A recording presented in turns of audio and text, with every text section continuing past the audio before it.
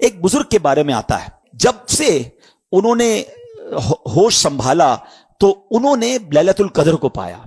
उन्होंने अपनी जिंदगी का एक तजर्बा बयान किया है. इट्स नॉट कंपलसरी, मगर यह भी एक्सपीरियंस हमारे सामने आ जाए कि वो फरमाते हैं, हजरत शेख अबुल हसन शाजली रहमतुल्लाहि तआला अलैह, वो क्या फरमाते हैं कि जब कभी इतवार या बुध को पहला रोजा हुआ तो 29वीं शब, अगर पीर को पहला रोजा हुआ तो 21वीं शब, अगर पहला रोजा मंगल या जुमे को हुआ तो 27वीं शब, और अगर पहला रोजा जुमेरात को हुआ तो 25वीं शब, और अगर पहला रोजा हफ्ते को हुआ तो मैंने 23वीं शब को शबे कदर पाया. अच्छा, बहुत बड़े बड़े उलमा, इमाम आजम अबू हनीफा भी और गौसे आजम का भी एक कॉल मिलता है. बड़े बड़े उलमा का मानना यह है कि 27वीं शब शबे कदर है. उसमें एक बड़ा स्ट्रांग इशारा है. ये लैलतुल कदर सूरत में ही लैलतुल कदर आया 3 बार. ठीक है, इन्ना अंज़लनाहु फी लैलतिल कद्र वमा अदराका मा लैलतुल कद्र लैलतुल कद्र खैरुम मिन अल्फि शहर. कितनी बार आया?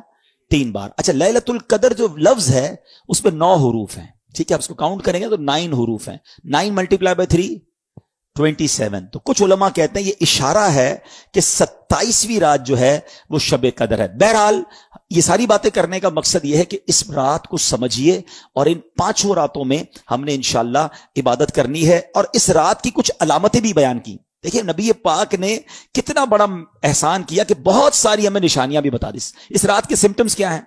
फरमाया कि हजरत उबादा बिन सामित रदी अल्लाह तआला अन्हु ने बारगाह रिसालत में शबे कदर के बारे में सवाल किया तो प्यारे आका ने फरमाया कि शबे कदर रमजान की आखिरी ताक रातों, आखिरी अशरे की ताक रातों 21, 23, 25, 27 या 29 में से तलाश करें.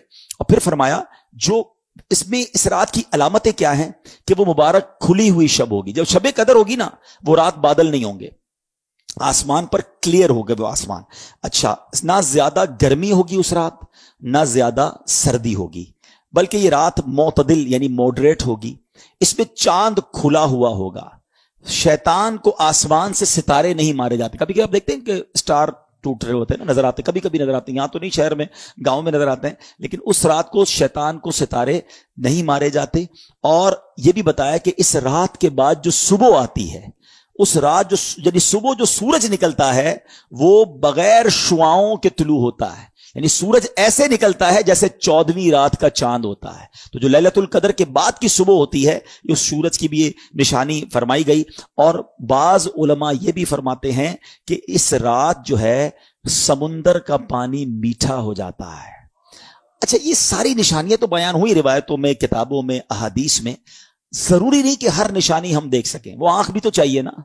है, आंख वाला तेरे जौबन का तमाशा देखे, आंख वाला तेरे जौबन का तमाशा देखे, दीदाए कोर को क्या आए नजर क्या देखे. तो बहरहाल ये अलामतें भी बयान हुई. तो हमें इंशाअल्लाह, मैं भी नियत करता हूं, आप भी नियत करें कि इंशाअल्लाह ये 5 रातें हम खूब इबादत में गुजारेंगे.